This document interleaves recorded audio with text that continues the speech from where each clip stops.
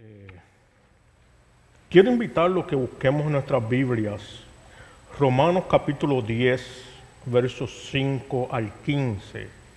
Romanos capítulo 10, versos 5 al 15.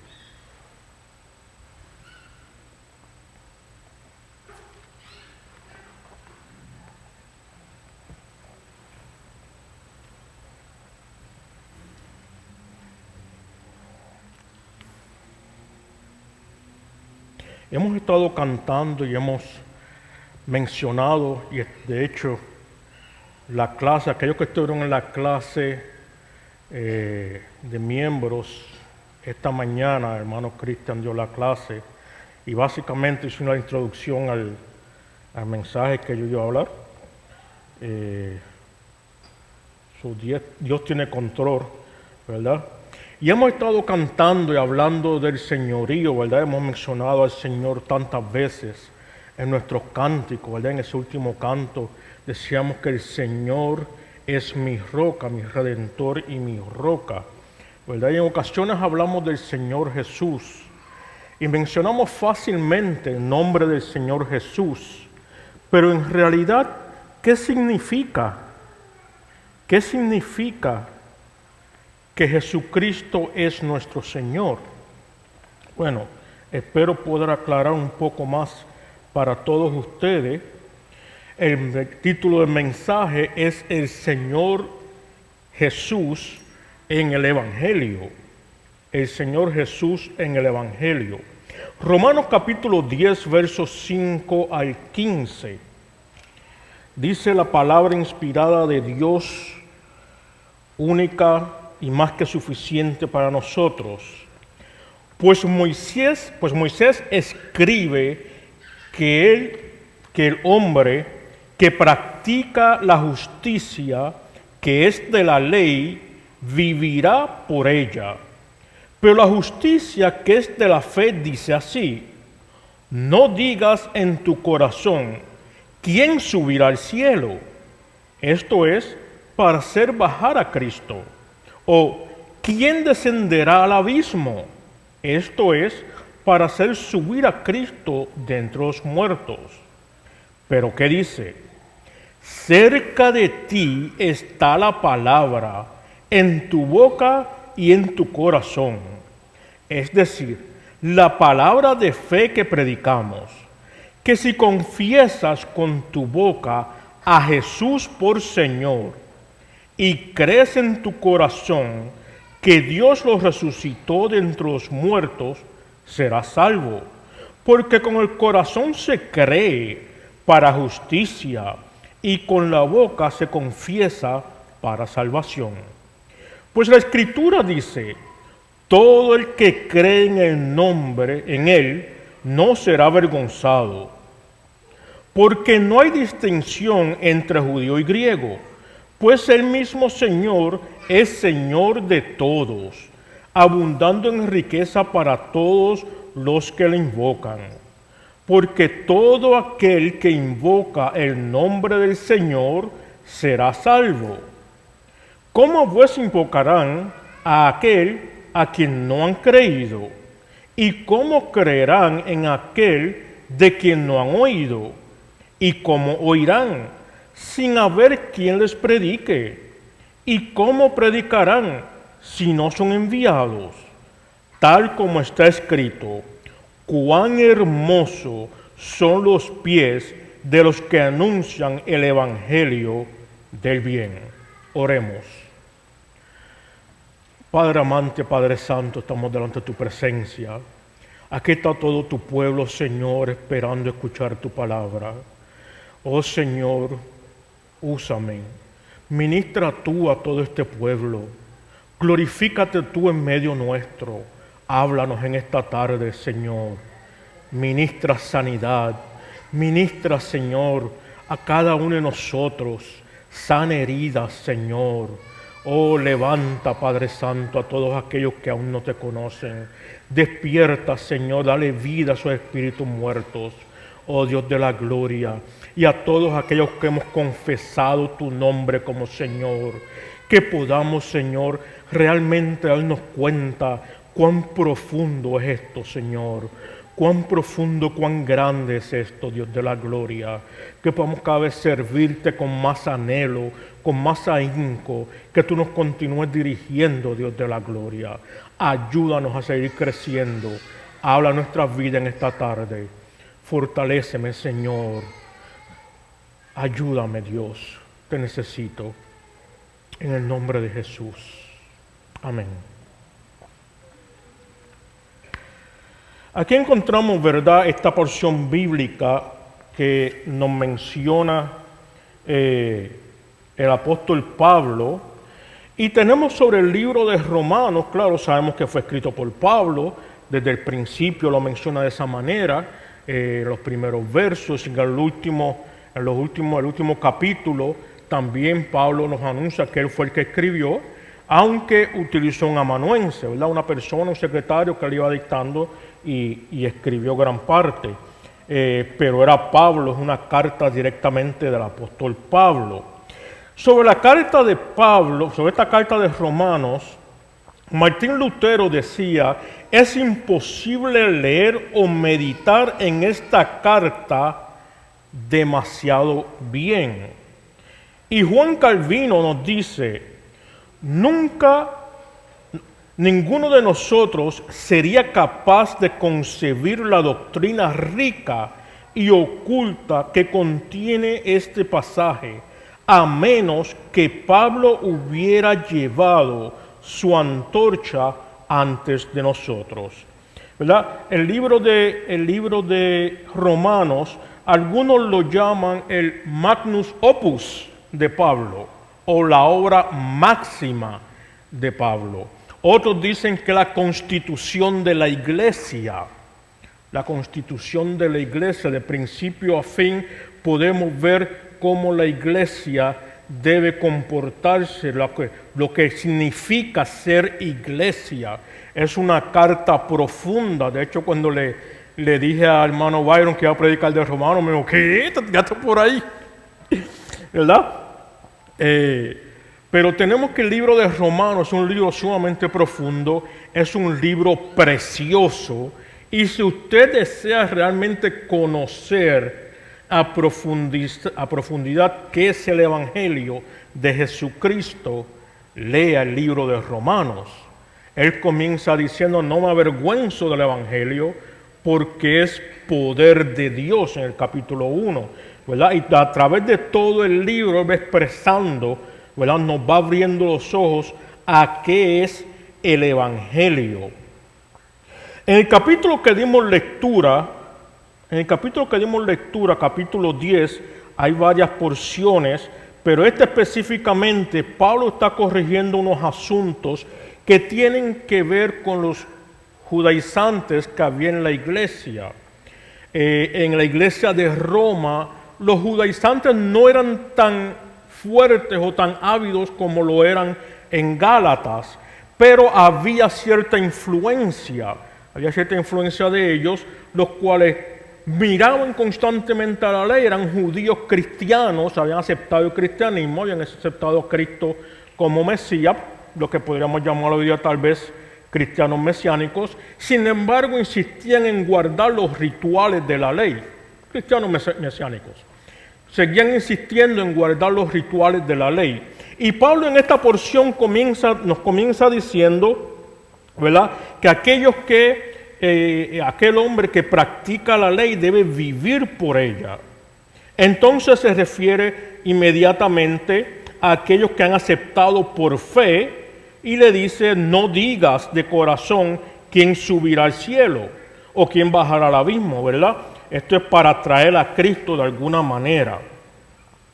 Lo primero que debemos entender sobre esta exposición es que nuestro Señor Jesucristo no es un ser creado, no es el hermano de Satanás, no es un ser menor, un Dios minoritario, no es una persona la cual fue llena de Dios.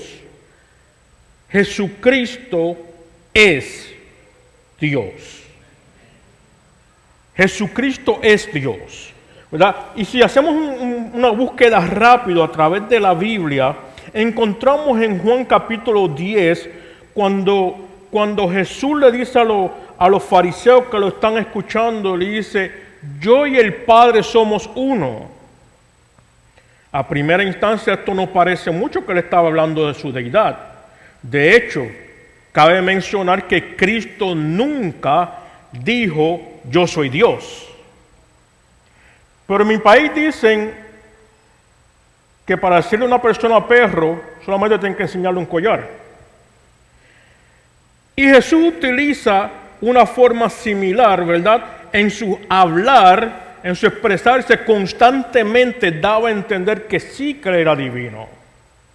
De hecho, los fariseos entendieron claramente, y nos dice ahí mismo en el capítulo 10, verso 33, que tomaron piedras para apedrearlo porque se decía ser igual a Dios. Los judíos entendieron claramente. En Juan capítulo 8, verso 58, Jesucristo hablando nuevamente con los fariseos, le dice, antes que Abraham fuese, yo soy. No solamente está hablando de su eternidad, utilizó claramente el término yo soy, expresado por primera vez en Éxodo capítulo 3, verso 14, el nombre propio de Dios. Ningún judío hubiese utilizado esa expresión. Jesús la utilizó claramente. Y nuevamente ellos tomaron piedras y lo acusaron abiertamente diciendo, ¿cómo tú siendo hombre te haces ser Dios? Curiosamente, cada vez que los fariseos o los saduceos, cualquier grupo religioso, acusaba a Jesús de esto, de querer ser Dios, Jesús nunca los corrigió. Jesús nunca los contradijo. Juan capítulo 1, verso 1, nos dice claramente, y el verbo era Dios. Ahí mismo, en el mismo capítulo, verso 14, nos dice, y el verbo se hizo carne. Tenemos ahí, si leemos el capítulo, vemos que Él era Dios, Él creó todas las cosas y se hizo carne. Estamos hablando de Cristo. Hechos capítulo 20, verso 28. Esto es hablando a los pastores, a los ancianos de la iglesia. Dice, para que pastoreen la iglesia de Dios, escuchen bien, para que pastoreen la iglesia de Dios, la cual Él compró con su propia sangre. Dios compró la iglesia con su propia sangre. ¿Quién pagó el precio? ¿Quién derramó la sangre? Cristo, ¿verdad? Cristo. Quiere decir que Cristo es Dios. Dios derramó su sangre en Cristo. Juan capítulo 20, verso 28, una porción muy conocida, Tomás, después de la resurrección. Que si ese Tomás que duda tanto, Tomás el dudoso. Sin embargo, cuando Cristo se le apareció, le dijo, mira mis manos, mira mi costado, pon tu dedo. Nunca nos dice que Tomás haya puesto el dedo. Nunca nos dice las Escrituras que Tomás lo tocó. Pero sí encontramos que Tomás dijo, Señor mío y Dios mío. No solamente lo reconoció como que era su Señor, lo reconoció que era su Dios. Nuevamente, Jesús no cambió esa opinión. Jesús no corrigió eso. Es decir, que fue aceptado por Él. Tito capítulo 2, verso 13, nos dice, aguardando la esperanza bienaventurada y la manifestación de la gloria de nuestro gran Dios y Salvador Jesucristo. Aguardando la esperanza bienaventurada de la gloria de nuestro gran Dios y Salvador Jesucristo. Ahí Pablo le escribe a Tito y claramente le hace énfasis que ese gran Dios y Salvador es Jesucristo. Esa misma frase, nuestro gran Dios y Salvador Jesucristo, la encontramos también en 2 de Pedro, capítulo 1, verso 1. Me llama mucho la atención Hebreos capítulo 1, verso 8. Aquí encontramos al Padre hablando. Estas son palabras que salen de la boca del Padre. Dice, pero del Hijo dice, y aquí entra Dios hablando, tu trono, oh Dios, es por los siglos de los siglos, y cetro de equidad es el cetro de tu reino.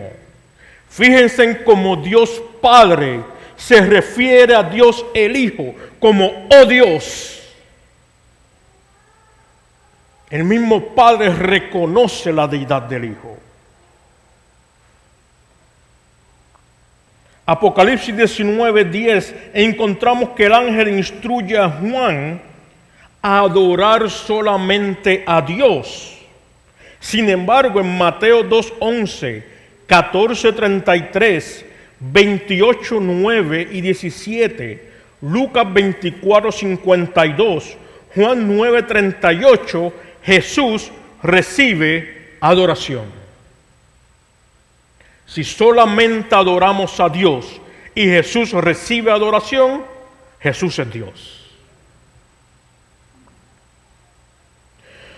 Cuando hablamos del Evangelio, estamos hablando de la obra reconciliadora que Dios mismo proveyó para nosotros.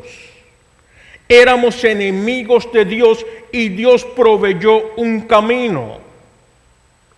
¿Estaba Dios obligado?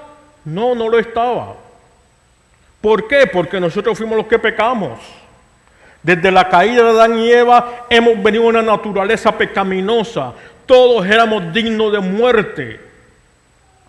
Todos éramos dignos de juicio. Que la ira de Dios cayera sobre cada uno de nosotros. Sin embargo, Dios en su gran amor proveyó un camino.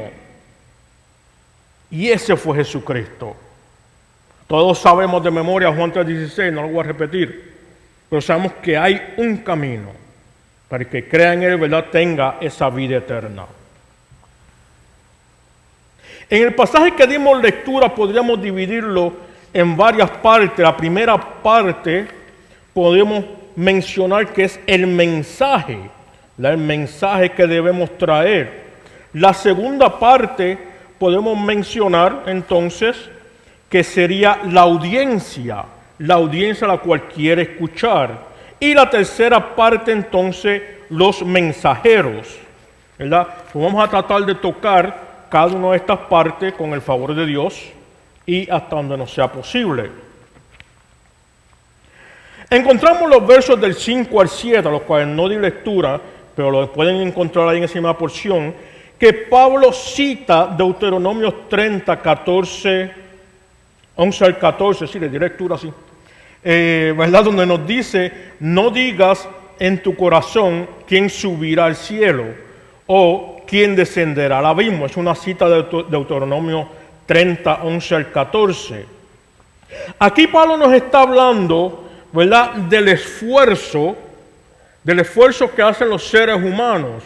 Comienza hablando de la ley mosaica y nos dice que nadie puede ser salvo guardando la ley de Moisés.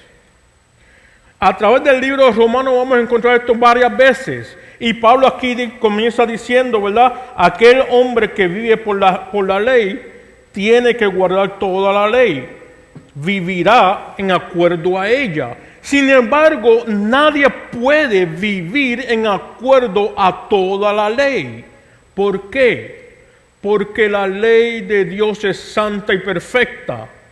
Y nosotros somos seres caídos y pecaminosos. Nosotros somos seres faltos. Por tanto, no podemos guardar, no podemos vivir por toda la ley.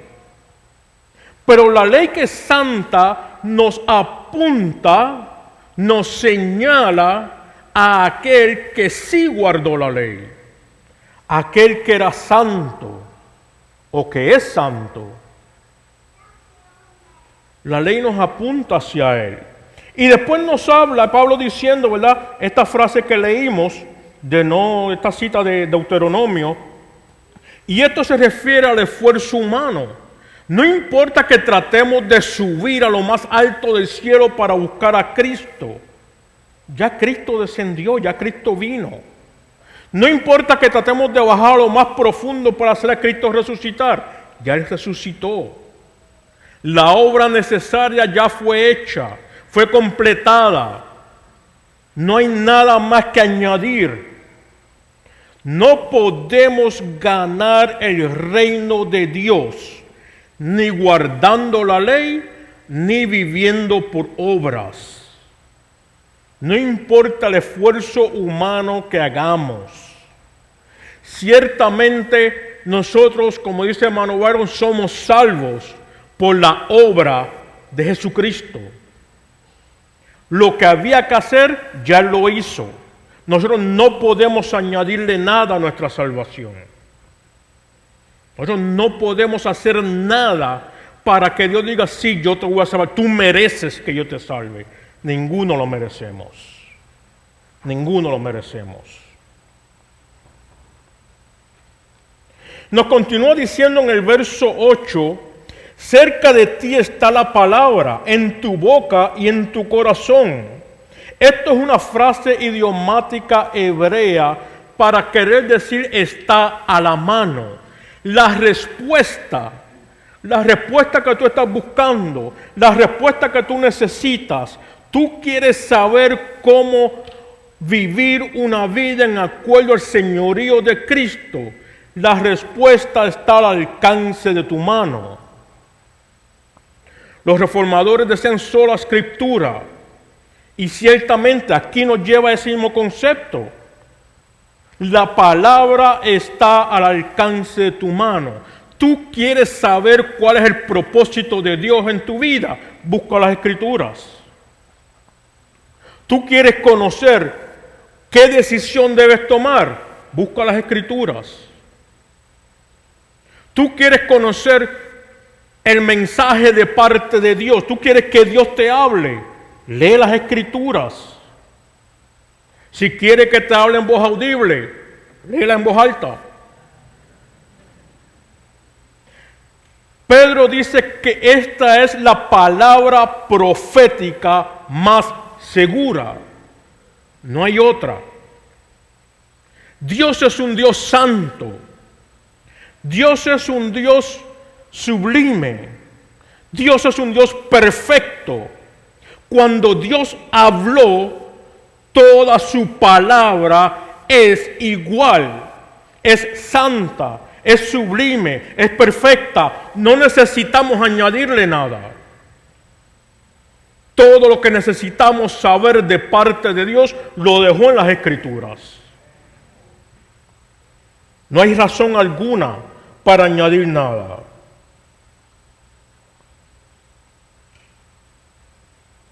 Solamente en las Escrituras nosotros podemos entender. Las Escrituras son comprensibles para todos. Pero hermano Samuel, hay porciones que yo no entiendo. Ok, le voy a dar esa. Hay porciones que son difíciles de entender. Para eso nos reunimos. Para poder compartir esas inquietudes. Para eso estudiamos las Escrituras, para poder aclarar. Pero el mensaje del Evangelio, esencial para cada uno de nosotros, está tan claro que un niño puede entenderlo. Si usted puede leer la primera página del periódico, usted puede leer la Biblia. El mensaje de salvación está sumamente claro.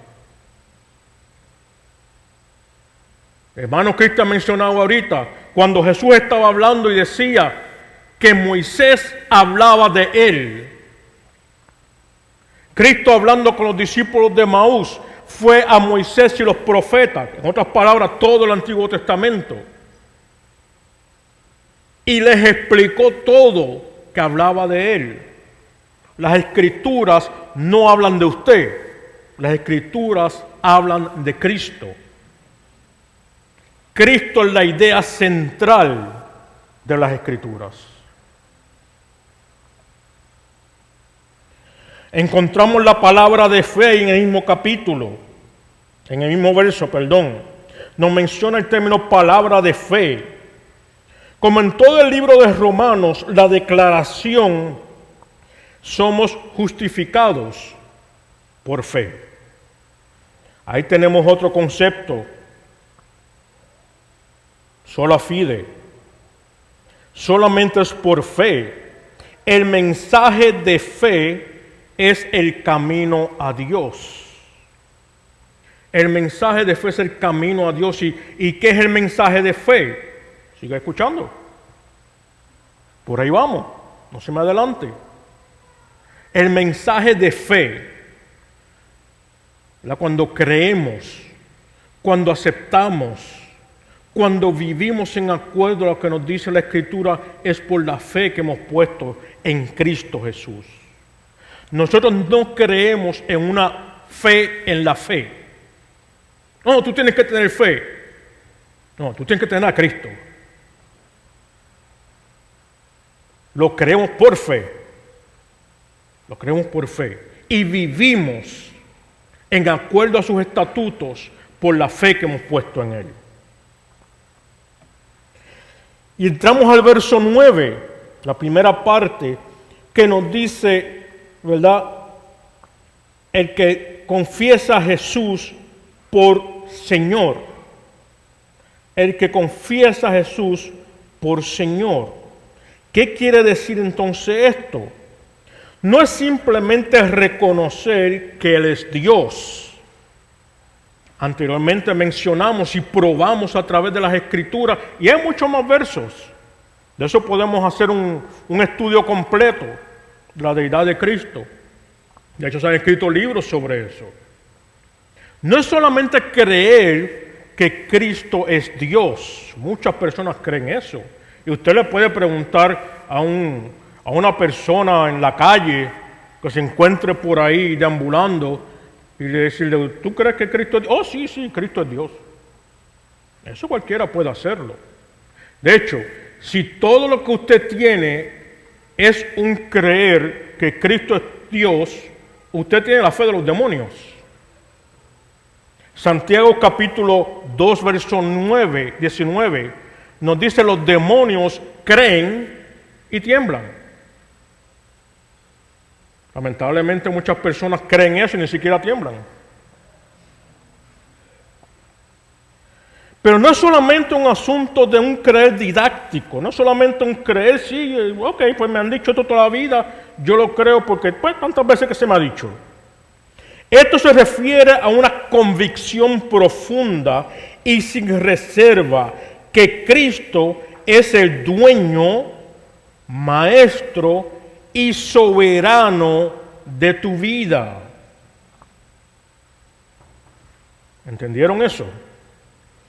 Esto se refiere a una convicción profunda y sin reservas de que Cristo es tu dueño, tu maestro y tu soberano. En hebreo el término Señor es Adonai. Todos ustedes saben eso, ya quizá mencionado muchísimas veces. En griego hay dos términos los cuales se utilizan de forma intercambiable. Uno es Kyrios y el otro es déspotes, de donde obtenemos la palabra déspotas. Pero Kyrios propiamente se refiere a una persona que ejerce derecho absoluto de propiedad, dueño, señor. Asimismo, denota un propietario, maestro, ejerciendo pleno derecho. Ejerciendo pleno derecho. Entonces cuando decimos y cuando cantamos aquí, vemos esas palabras allá arriba y dicen, Señor, mi Redentor y roca, como cantábamos hace un momento atrás. Lo que debemos tener en nuestra mente es mi dueño, mi poseedor. Tú eres mi Redentor y mi roca. Refugio eterno. Ese es mi dueño. Ese es mi dueño. Por cuanto Jesús es Kyrios, ¿qué nos hace eso a nosotros? El Nuevo Testamento nos dice que somos sus dulos. Y yo sé que ya algunos de ustedes saben lo que significa eso. Somos sus dulos.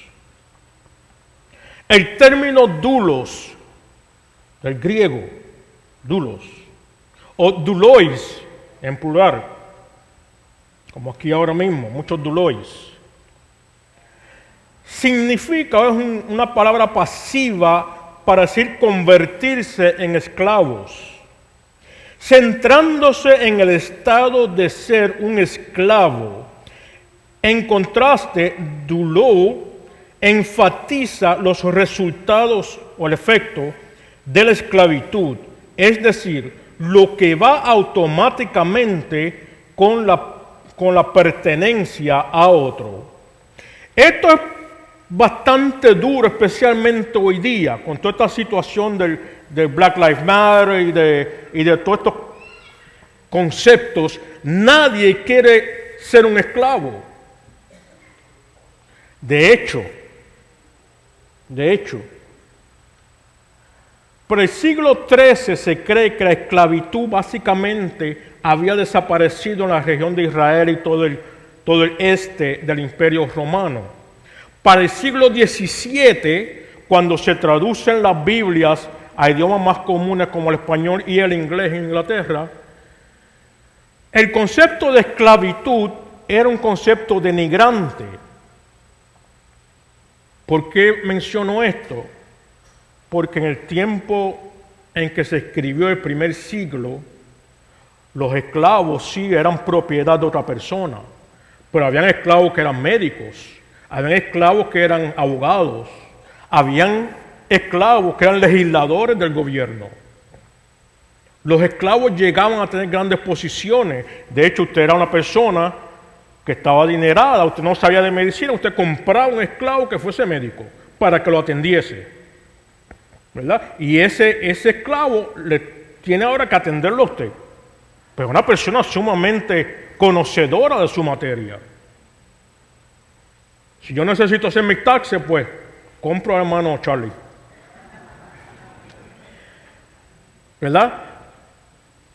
Compramos su servicio, no me malinterpreten, ¿verdad? Pero en aquellos tiempos los esclavos llegaban a grandes posiciones, pero para el siglo XVII ya se consideraba como algo denigrante. Por tanto, los traductores de la King James Version, o la versión autorizada en inglés, y para el mismo tiempo y en los mismos sitios se estaba traduciendo lo que conocemos como la Casiodoro de Reina, decidieron cambiar el término de esclavos a siervos. Y desde entonces, en nuestra Biblia tenemos la palabra siervos, la cual no es una palabra que aparece en la Biblia, refiriéndose a los creyentes. En toda la Biblia en griego aparece la palabra doulos. Romanos capítulo 6, versos 18 al 23, está ahí un par de páginas un poco adelante, lo pueden buscar si desean. Se los voy a leer de la Biblia de Jerusalén. Dice, liberados del pecado, os habéis hechos esclavos de la justicia. ¿Escucharon eso? Liberados del pecado, os habéis hecho esclavos de la justicia, quiere decir de Dios. Hablo en términos humanos, en atención a vuestra flaqueza natural, pues si ofrecéis vuestros miembros como esclavos a la impureza y a la iniquidad por la iniquidad, ofrecedlos igualmente ahora a la justicia para la santidad. Pues cuando erais esclavos del pecado, erais libres respecto de la justicia. ¿Qué fruto cosechasteis entonces de aquellas cosas que al presente os avergüenzan? Pues su fin es la muerte. Pero al presente, libres del pecado y esclavos de Dios, fructificáis para la santidad, cuyo fin es la vida eterna.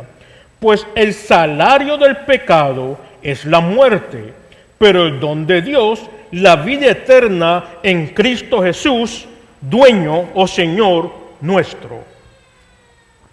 Entonces aquí tenemos un contraste, pero nos hace claro que no importa nuestra posición, somos esclavos.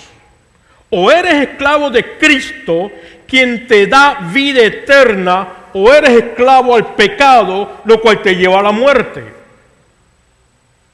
Si eres esclavo de Cristo, ahora estás libre del pecado.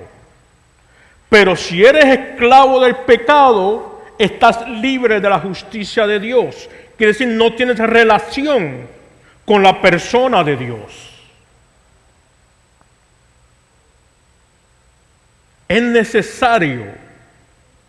necesario para nosotros reconocer que Cristo, cuando decimos Jesús es mi Señor, estamos diciendo estoy completamente sometido a su voluntad. Estoy completamente a la disposición de sus propósitos. Estoy completamente bajo su mando. Él es mi dueño. Así también Él promete protegernos, Él promete cuidarnos, Él promete Él suplir para nosotros, porque somos sus esclavos. Él tiene responsabilidades, pero también tiene derechos sobre nuestras vidas. El término del Nuevo Testamento, en el idioma del Nuevo Testamento, se utiliza constantemente doulos, esclavos. Nunca se utiliza el término hiperetis, que quiere decir siervo o sirviente. Ese término no aparece en el Nuevo Testamento, pero ha sido traducido, añadido a nuestras Biblias.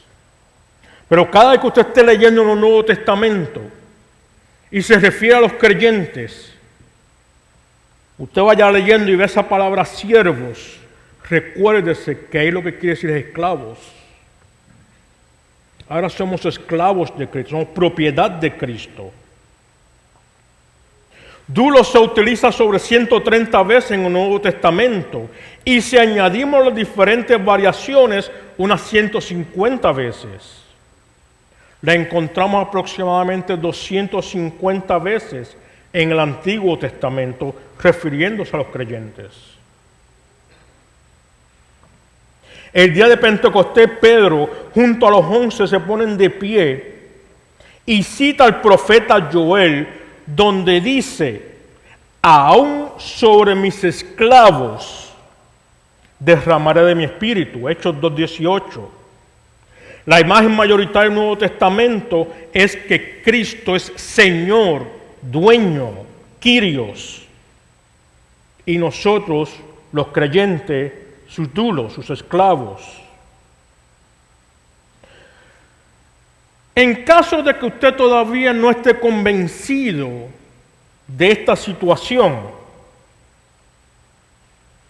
la Biblia nos dice que somos elegidos. Lo dice. Somos elegidos. Efesios 1:4 al 5. 1 Pedro 1:1, 2:9. como cuando los esclavos los ponían en el mercado y el dueño iba y escogía el que quería. Somos escogidos. Hemos sido comprados por un precio. 1 Corintios 6:20 y 7:23. Tenemos un amo que nos posee. Romanos 14:7-9 y 1 Corintios 6:19, también en Tito 2:14. Estamos bajo la voluntad y control de ese poseedor. Hechos 5:29, Romanos 6:16-19, Filipenses 2:5-8. Nuestra dependencia es totalmente de nuestro propietario para todas nuestras necesidades. 2 Corintios 9:8-11, Filipenses 4:19. Todos serán llamados a rendir cuenta. Romanos 14:12. Seremos evaluados. 2 Corintios 5:10.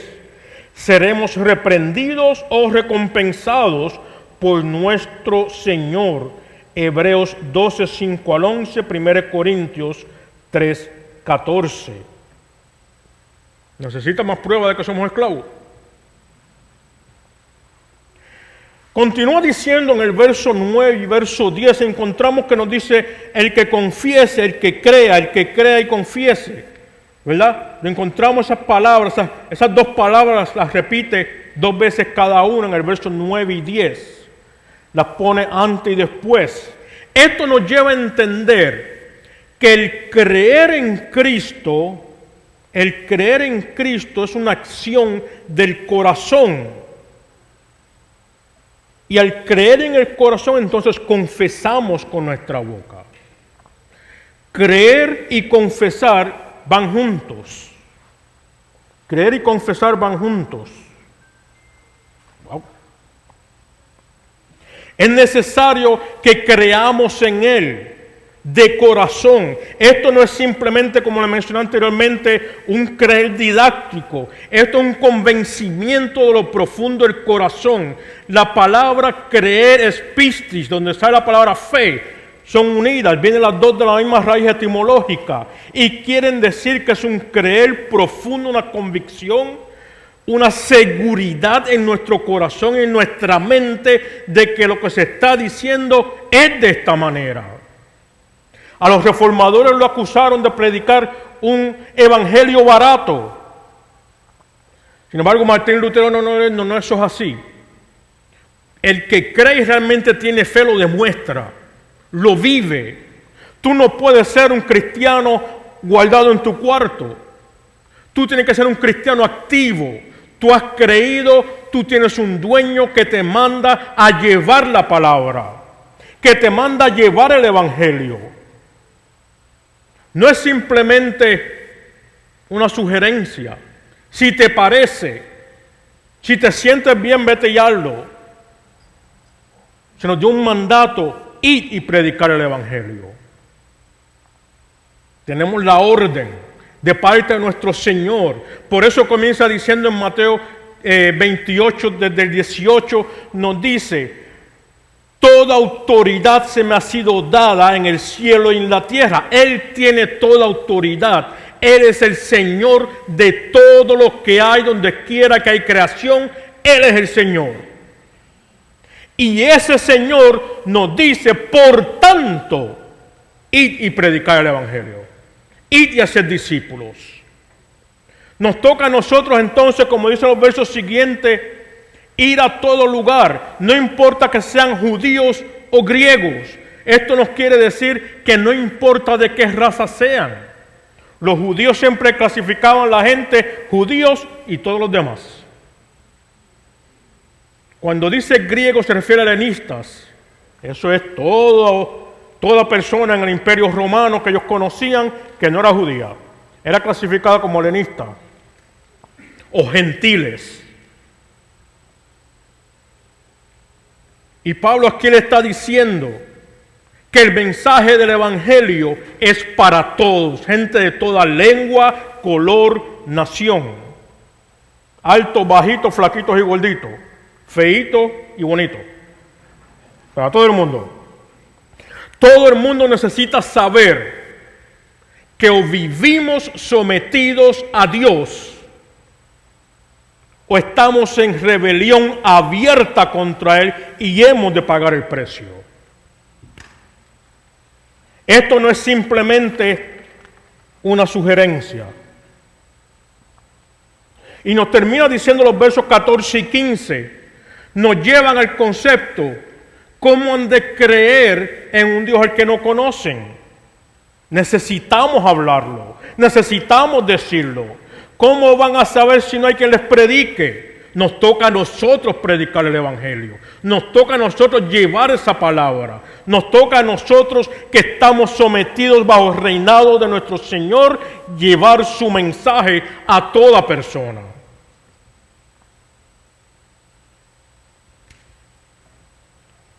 Realmente no todos pueden ir.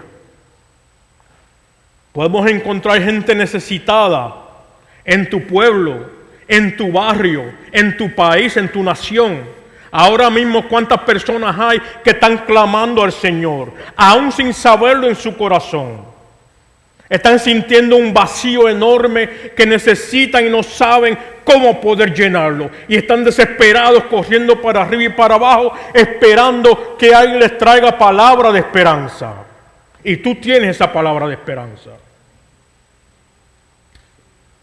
Tú que estás en Cristo, que eres siervo, esclavo de Cristo, tú tienes esa palabra. Y hay personas ahora mismo clamando. Hay personas que están, como le dijo Dios a Moisés en el capítulo 3 de Éxodo, verso 7, he visto la aflicción y el clamor de mi pueblo. Hay pueblo allá afuera que están afligidos y clamando en lo profundo de su corazón que alguien le traiga un rayito de esperanza. Que alguien les traiga un mensaje para cambiar su vida.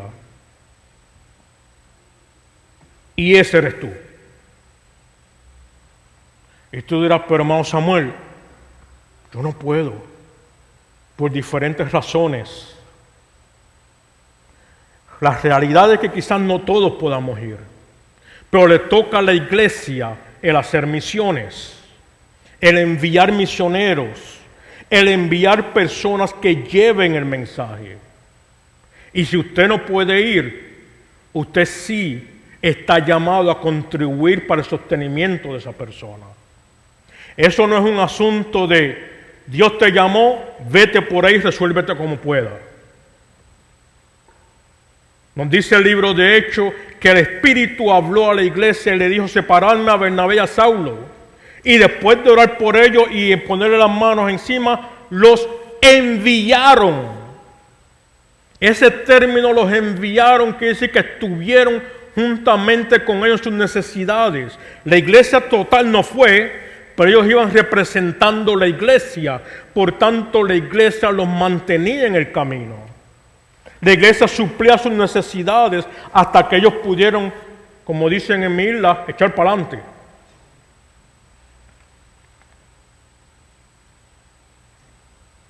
Y nos termina diciendo el verso 15 al final, cuán hermosos son los pies. Esto es una cita de Isaías 52:7. El que nos trae las buenas nuevas de salvación. La realidad es que si pensamos por unos segunditos en los pies, ¿quién tiene pies bonitos? Dedos virados, uñas largas, de esta forma, ¿verdad? De tal manera.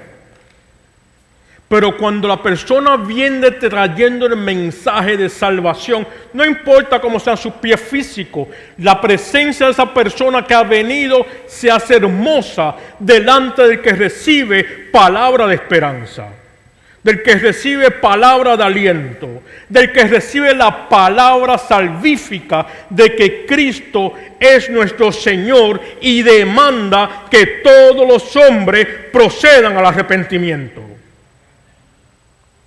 Nuevamente, y con esto sí termino,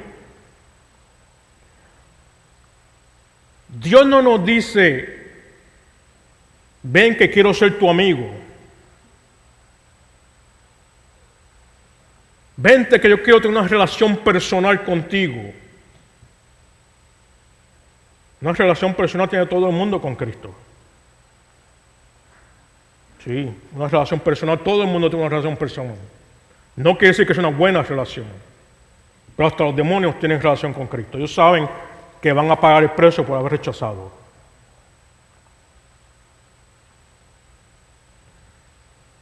El libro de Hechos nos dice, Dios demanda que todo hombre proceda al arrepentimiento.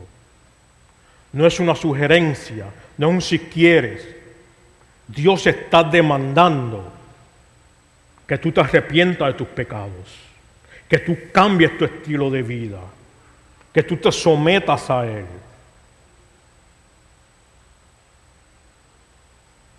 Y tú dirás, pues yo no quiero ser esclavo de nadie. Tú eres esclavo. Lo mencionamos anteriormente, tú eres esclavo. O eres esclavo del Señor de todo lo creado y serás recompensado en algún momento. Él te da vida y vida en abundancia, no un estilo de vida abundante, una vida eterna. O eres esclavo de un rebelde que ha de pagar el precio juntamente contigo por haberte rebelado contra el Señor. Pues en esta tarde hay alguien que aún no ha aceptado a Cristo como su Salvador y su Señor. Hoy es una buena oportunidad. Hoy es una buena oportunidad para reconocer el señorío de Cristo en nuestras vidas.